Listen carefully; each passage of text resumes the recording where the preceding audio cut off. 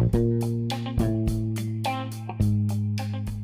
everybody, we are back with another episode of Can't Stop Snapping, the official podcast of MarvelSnapZone.com. Apologize for the audio on this intro. I am not at my home with my normal recording studio. I'm out of town for the holiday weekends here in the United States. But just wanted to say thank you again for the continued support. We are releasing this episode, as you noticed, a couple of days early. We're releasing it on a Tuesday because of the holidays. And the next episode will probably be on our normal Thursday, the week after this week release. So there will be a bigger gap between episodes than normal. But we just want to let you know that before we jump into today's episode.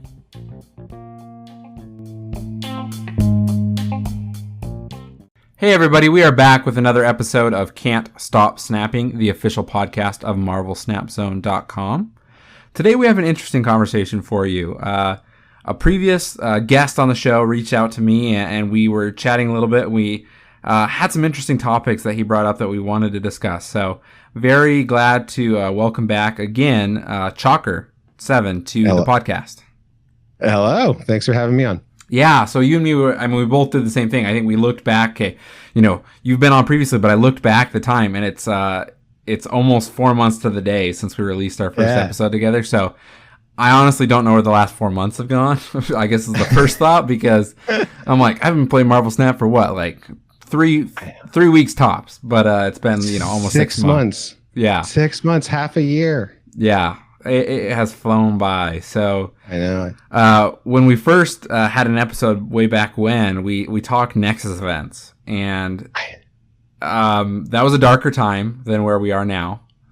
I know, but you know what? When we were talking about it, the thing that I wanted more than anything else was for them to go away. And you know what? They went away. So it's amazing. We predicted the future, and I really appreciate that. Yeah. Pat ourselves on the back. Yeah, just for those who don't know, we referenced it in the last couple of weeks, but Nexus events, if you've just been listening to the podcast since the game globally released, they were essentially a gacha style loot box event, or what we all thought was going to be some kind of actual playable content, but really it was just paying gold to open up loot boxes with really low drop rates. And we are very happy that went away, and Second Dinner definitely handled that well with the pivoting and changing directions. Yeah, I don't know if I've ever seen a game company get go through such a roller coaster ride of media reactions. Right, they were getting absolutely dunked so hard when Nexus events launched, and then a week or two later when they canceled, it was so positive and everyone loved it, and it was the perfect response. And really, Thanksgiving is coming up, and I don't know if we were planning on giving thanks or anything later on in the podcast, but thanks Second Dinner for listening to the feedback from the fans and everyone, and really fixing that up. And I really, really, really appreciate it. It gave me faith in the game, and thought that commitment to its future going forward. So yes. Appreciate it. Yes, definitely. Well, awesome.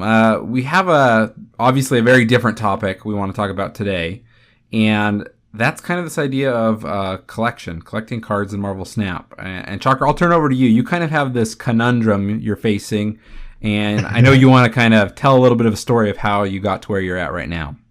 Yeah, so I mean, the thing that initially drew me to Marvel Snap, other than the trust in Bembrode and their history with Hearthstone and everything, was this new collection system, right? It's so interesting to try and do a collectible card game with packs, and they clearly have thought about it a lot.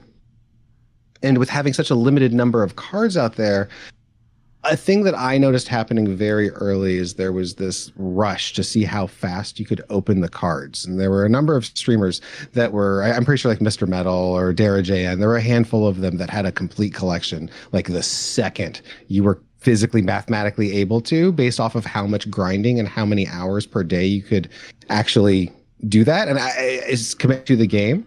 And I realized that I was never, ever, ever going to compete with that. I simply don't have the time. And, based off of my lifestyle of being mostly a full-time dad, I'm not going to sit here and stream for 40 to 60 hours a week to be able to race and get the cards as fast as possible. So I wanted to have a little hook onto my stream. And I was like, okay, I'm going to commit to doing 2 streams a week, and every single stream, I'm going to open a new card. And what we'll do immediately after we open that new card is we'll build a deck, and we're going to take it out and see how it does. And I learned a lot of interesting stuff through this. First off, is the balance in the game is really quite good. You totally can do this. It is 100% possible to build a competitive deck with just about every single card. There's a couple like maybe Quake or Crystal or something like that you might not be able to feature as a star essential player in a deck. But in general, you can open a card, go into your collection, and start building a deck that will win and climb you ranks. It is 100% possible. You just have to be strategic and thoughtful about how you snap and when you retreat. That's what this game really is. So I just wanted to go and do the thing and demonstrate doing that thing. And it's been fun. It's been great. But in order to do that, I had to very strategically slowly open the cards. So I literally reserve my collector's reserves at this point until I open them just on stream. I never open things when I unlock them. I never, after upgrading a card and it takes you to that next page, I just hit the red X at the bottom. I don't push the button. And I only push the button to open a new thing when people are watching and I'm recording. And that's just based off of the initial idea I had. And the problem really arose at global launch about a month ago now. My daughter brought home her first ever illness from preschool. And since I'm a full-time dad, I have to watch her. Yeah. And so my planned streams that week got canceled. I was all excited to go out there and open up new cards and build new decks and everything. And I was so jealous watching everyone else spend all this time out there. But that's again the life that we lead. It's where we're at. So I was like, okay, that's a bummer. And then the next week I got sick. And so I had to cancel the 2 streams again. And all of a sudden I'm 4 cards behind. And I'm like, oh man. But I kept on doing my daily challenges just, on my phone as I was walking around. And I kept on getting this bigger and bigger gap between where my, opened cards were and where my theoretical maximum is. And actually, at this point right now, the last card that I opened was Falcon, which was at collector's level 2,482. And my current collection level is 3,237, which means I have 188 unopened collector's reserves, which also means that I would almost certainly be able to get a full collection. I think I would guaranteed get a full collection if I just sat down and opened the whole thing. So I'm quite frankly a little jealous of watching everybody out there with these full collections. And it'll take me, I looked into it. I'm missing 13 cards, so it would take me a little over 3 months at the current rate of opening, and I just it's not having fun. So I'm like, you know what? Let's forget it. Let's open them all at once and let's get that full collection. But I also want to let people know that I'm going to do that because I'm probably going to bust through about 1,000 levels of collection level. And the other little conundrum is, I'm not having fun doing it this way, right? I actually am missing some very important cards. We can talk about like the decks that I have not been able to play yet in a little bit if you want to. But Second Dinner has said explicitly that they don't really want people doing this. And I understand there's like some economic reasons why people might be doing it. I'm not doing it for that. I'm just doing it because it was a silly idea for my stream. And I've run into trouble on that point. So I don't want to get out there and like make them mad, but I have heard that there's a possibility that if there's an update to the game, that there's some issues with the boosters and the collector's reserves. And when the collector's tokens come in the next patch, presumably, there's a chance that our collector's reserves will be opened for us. So I want to make sure that before that happens, I get it on video and I record it and I can share it with everyone. This big bulk opening. So yeah, that's sort of where I'm at, and it's kind of a interesting little situation that I don't think there's anyone else in the Marvel Snap community that's gotten themselves into this position exactly. Yeah, well, I will tell you, I am surprised that I didn't get the little notification on my watch saying my heart rate was, abnormally high because, man, you said some things that stressed me out. The sheer number of collector's reserves you're sitting on. I mean, I I doubt there is somebody else who has saved up that many. I mean, obviously, somebody may listen to this and say, no, I have proof I have more, but I highly doubt that. Please, if anyone does have proof, let us know. I would love to be aware of that. Yeah, and exactly like you said, I mean, where you're at collection level wise is right in that kind of within 100 levels of where everybody that's been playing since the beginning of the beta, like when they introduced collection reserves, etc. Like you are basically guaranteed to have a full collection if you were to open all of these, right? Yeah, I think so. And I'm good. I'm shooting to have 1,000 levels, and I'm pretty certain that people are getting full collections right now around like 2,800 or something like that. So I would be shocked if I didn't have a full collection. I just finished a couple of weeks ago actually. So I mean I wasn't. I like you say, I also like haven't grinded to the point where I got it the second I could. I haven't spent a lot of money to get extra credits, etc. So I only finished a couple weeks ago my collection, and I finished right around, I want to say 3,200, 3,300. Okay. So right in there, right? And that's really just doing the season passes, not spending any extra money. So yeah, what an interesting situation to be in, because like you say, it definitely wasn't because this is the way that like the game pushes you to play. It really was a creative idea you came up with. And I mean, we talked about this months ago, that this was kind of the unique thing you were doing during the beta. Nobody else was really doing this to this extent, right? I mean, some people would open cards on stream, but it never was exclusively, right? Right, as far as I'm aware. Yeah, at least what I've seen, and we've both seen a lot of the content creation that's gone on over the last 6 months, and so yeah, let's you'd kind of alluded to this, but what are maybe the top 3 cards out of the 13 you have left that you've just been saying to yourself, why haven't I opened more caches sooner? Why I'm missing these cards and I really wish I had them? Well, number 1 is Patriot. It just unlocks an entire archetype that I don't have access to whatsoever. And so there's all of these cards in my collection that like are not getting any boosters and aren't getting like played at all. The other one, there's 3 that are together that all enable one specific deck. I'm missing Deadpool, Venom, and Arnim Zola. And that little destroy deck that pops them off, that is a huge one that is out there that I simply am lacking access to. And the final one that is in a ton of decks is Dr. Doom. I think Dr. Doom might be the most solid card in Marvel Snap outside of like America Chavez or something like that. It's an all-around player that shows up constantly, and I'm missing that. So that's a really, really big problem. Man, those are some beefy cards you just mentioned. I know it.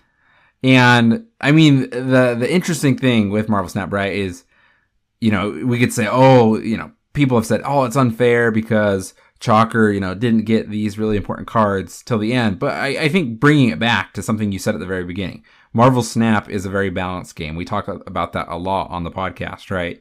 That, yes, you don't have these heavy hitters and these great cards that open up these great decks you can build, but you've obviously been able to play. You've been able to have fun. You've been able to have success. You've been able to win matches without having these cards, right? Yeah. And I mean, I am of the belief that you can take pool 1 decks infinite if you time it out right and if you know what you're doing. I really, really, really believe that. Yeah. I don't know how many people are doing it, but I think it's possible.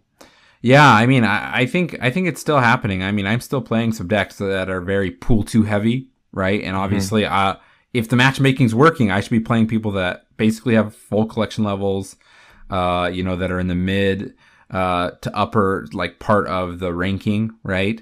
And should have all cards, but I'm seeing a lot of Moon Girl, Devil Dino, Bishop, Angela, right? All these kinds of decks that are just solid decks, but they don't have a ton of pool 3 cards. So yeah, the pool 3 cards are like the fun, wacky cards. I mean, some of them are certainly the most powerful cards out there, like Dr. Doom. But I think that the base power level is set at pool 1, and a number of those are very important and very effective. Yeah. A fun fact, this is just totally side note. I have every variant of Dr. Doom. And that is without, I don't think I purchased a single one. I think I just opened them all.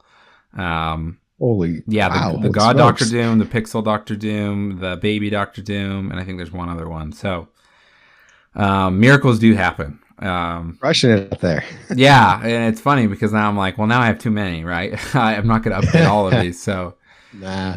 yeah, so very interesting. Obviously we're recording this episode before we're going to release it, but I'll definitely. Right. Which day? When do you think this is gonna go live? Spoiler alert for anybody who's listening to this, it's obviously already live. I'm thinking early the week of Thanksgiving, right? Probably targeting Monday, Tuesday. Okay, so well then we can announce. I have it on my calendar right now. I'm going to do this big opening on Friday, November 25th. So that should be after this is live for everyone. Yep. This coming Friday, November 25th. I'm going to start my stream a little early. I can't stream personally for especially long. I physically can't sit in the chair for too long. So I'm shooting for 4 hours maximum, but I'm going to start at 10 a.m. Pacific time, and I'm going to go to at least 1 p.m. Pacific time, but I'm going to absolutely leave at 2 p.m. Pacific time if needed. I'm going to start opening at 11 a.m. Pacific time. It's noon your time and mountain time, and 2 p.m. East Coast time. Right? Yeah. Is that right? Yep. I think you nailed it. Yeah. Yeah. It's when I'll open it up on November 25th. I'll post it out in different places, and we'll try to make this a thing somehow. So no, that's awesome. Yeah, we'll make sure to cover it here. So everybody, you probably have already seen it in the Twitter post when you saw that this episode was live, but make sure to catch that on November 25th. This can be your Black Friday activity as you're sitting at home relaxing with the day off. That's what I'm thinking. As you were talking, I'm like, I need to make sure I have my notifications on for Chakra on Twitch. So I just I fixed that. So there you go. Awesome. Yeah, I'm not going to open anything until then. I'm not going to go live until then. So there'll be a big bulk open, and it'll be exciting. Yeah, that'll be fun. I want to kind of talk to you a little bit just about this idea of like a collectible card game, right? That's what we call this genre of games, right? And obviously we play collectible card games to play them in matches and different formats, etc. But there's this idea of collecting that I think, at least for me, I've never been so excited about collecting and doing things, visually with the cards than compared to any other game, right? Legends of Runeterra, Magic, Hearthstone, all these other games that I've played or I've watched other people play. Yes, it's like you want to go open the cards, you want to go buy a bunch of boosters and get all the cards when the new cards drop, right? But it's kind of this I go collect them really quick and then the collection piece of it's over.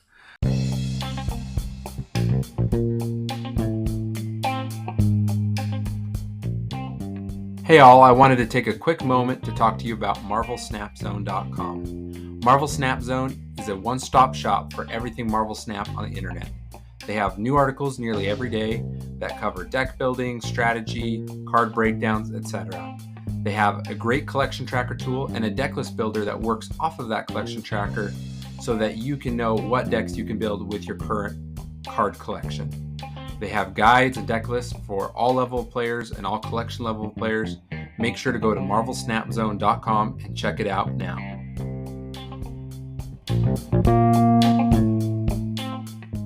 I think at this point it is. Yeah, I think that in the digital card space, that the collection space is over for sure. But I think that that's not true at all for things like Magic and the printed card games. Very, very fair. Look back to just a couple of weeks ago, the whole Magic 30 controversy that was going on, where they were releasing. I don't even remember how expensive the packs were at this point in time. Were they like $2,000 a pack or whatever? Retail price was $999. There you go, $1,000 a pack, right? And you know what happened? They freaking sold out, and I bet Wizards of the Coast is cleaning up with that, right? And so I think that there's still that urge, that desire. The collecting thing is totally a principle, but it's been lost in the digital space. I think that now with Marvel Snap, Second Dinner is trying to reinvent that and turn it on its head and try something different. And I really appreciate it, and I think that it's great that they were thinking of it from a digital first perspective.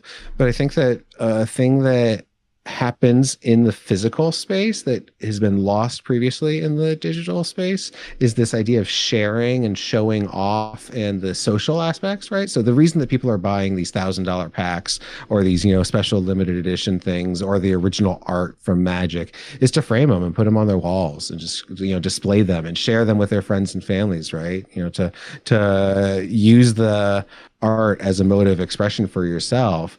And I really hope, I don't know exactly what they've gotten planned for the social aspects of Marvel Snap going forward, but I would really love it. It would remind me so much of being like a little kid over at my friend's house, flipping through my friend's binders.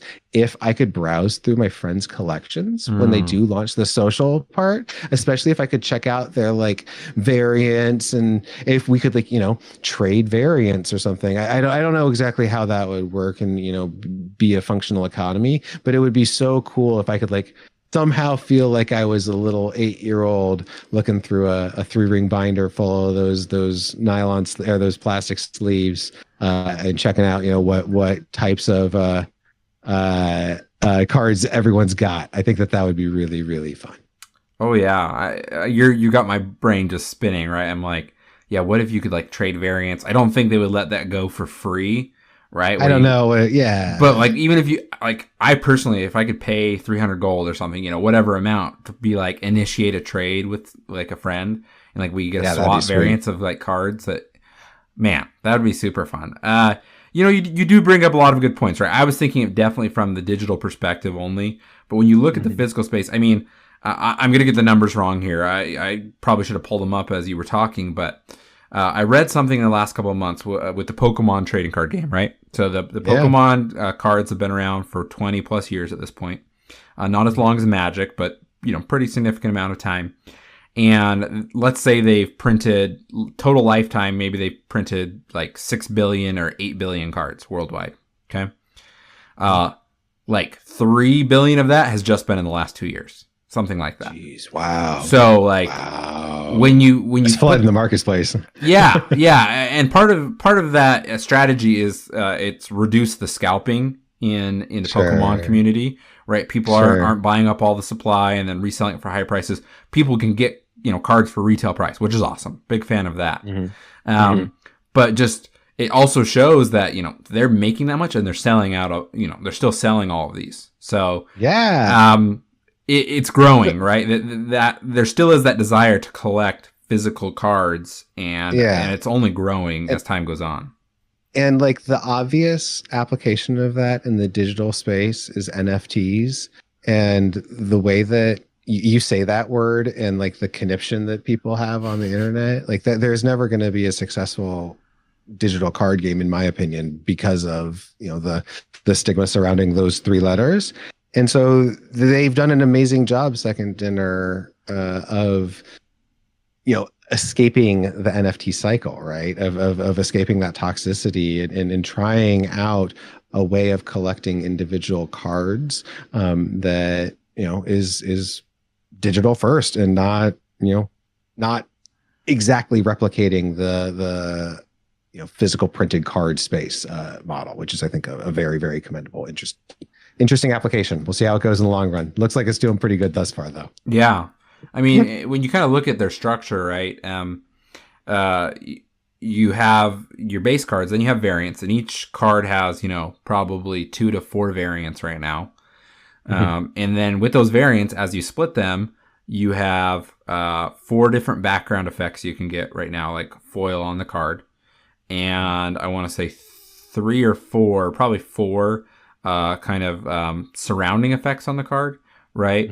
Basically just trying to say, like, if you take the amount of variants, then the backgrounds on the cards, and then the overlay effects on the cards, there's lots of different combinations right now. Yes. Right? Yes. And so I'm not worried about running out. Yeah, even though it's not like you're going to be the only one who gets that combo on that variant of that card. There potentially somebody out there who's eventually going to get the same one. It's still very unlikely that you're going to run into people with the same variants and the same art as you, essentially, right? Definitely, and unless they're a bot. Yeah, but it's really cool that you can kind of have that uniqueness. They don't have to create it, like you say, to the level of NFTs where it's a truly unique digital asset that you only own, right? Yeah.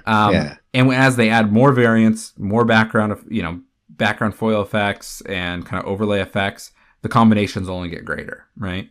For sure. And I just think they've created lightning in a bottle with this, right? Like you say, I think it's truly the first digital card collecting experience that comes somewhat close to kind of that physical dopamine of being able to open a pack and get that card you've been wanting to pull, right? But have that, you split that card and you finally get that black and white effect, and it has a really cool orange, surrounding ability, and it's on this variant art of this card that you haven't seen a lot of people play with, right?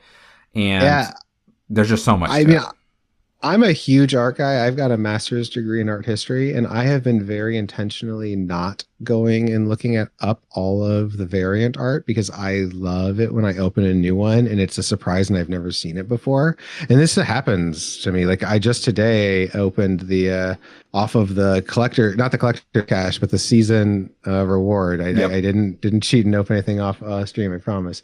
The Venom Nova, and I had never seen it before. And I was like, that is awesome. That's so cool. That is a cool one. And I think it's such a fun experience experiencing that new thing, like you're saying. Yeah. Well, and I think we got about 100 new variants at global release. And just like you, I'd looked up some of the ones previously during the beta, right? Because I was like, do I want to buy this one for this card if it's in my shop, or do I want to wait and see if there's one that I'd rather wait to open or buy? But I tried not to look at the new ones when they released, and it's just been really fun over the last month, right? Where you're playing against somebody, or it's in your shop all of a sudden, or you randomly get it, and it's like, oh my gosh, I did not know this existed, and this is the coolest thing I've ever seen, right? Absolutely. And I hope we see semi-regular drops of variants. I don't know.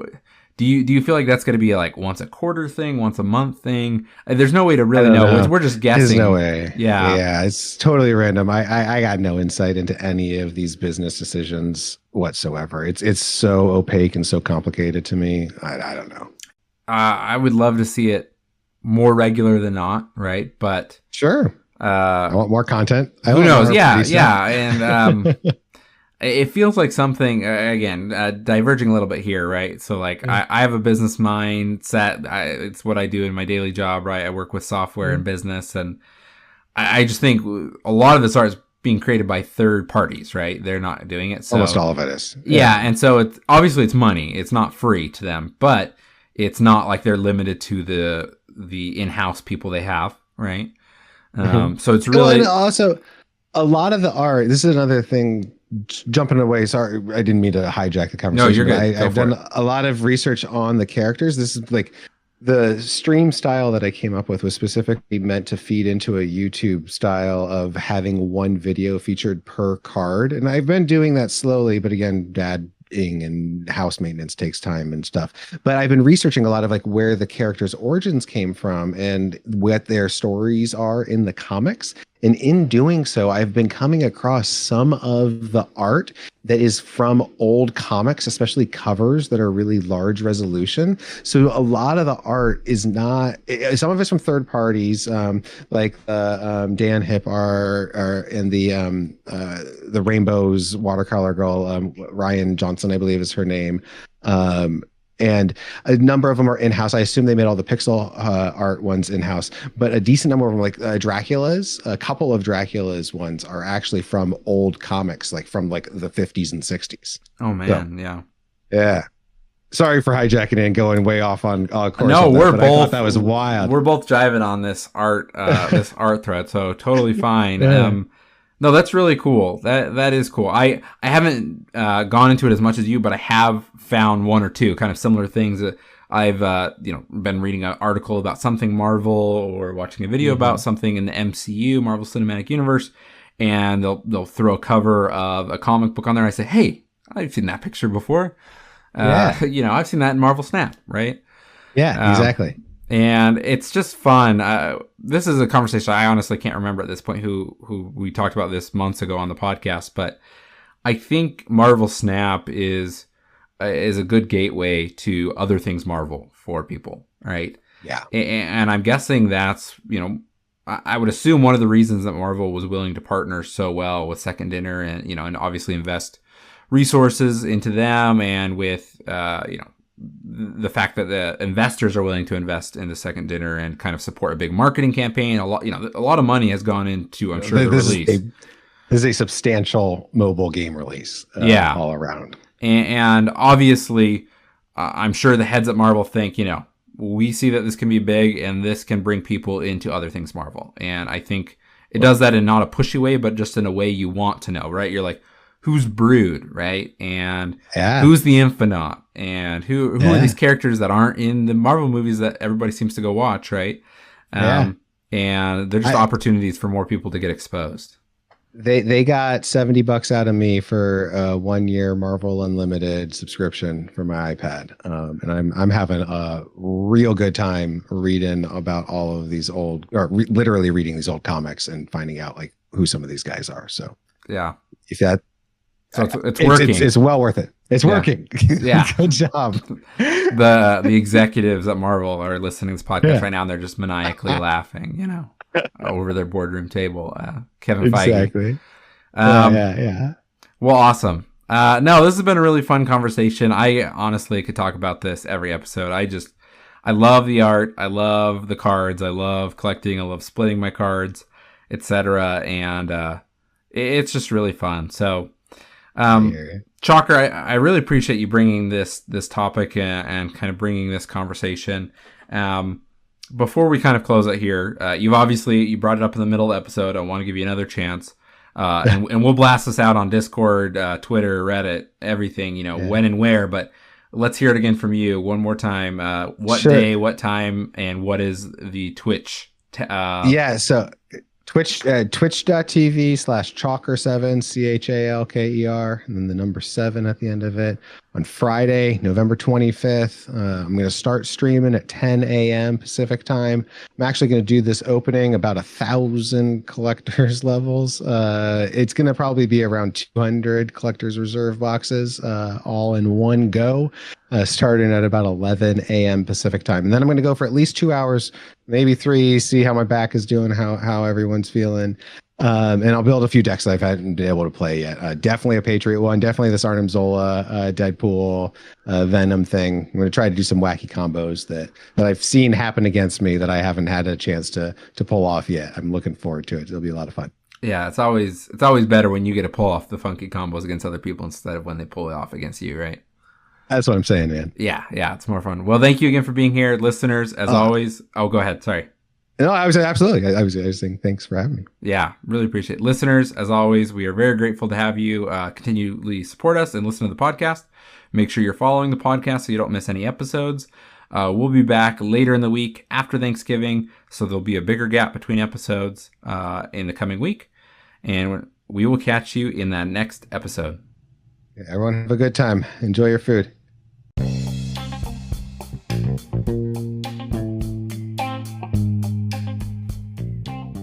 Can't Stop Snapping is a podcast written, recorded, produced, and hosted by Michael Thurman.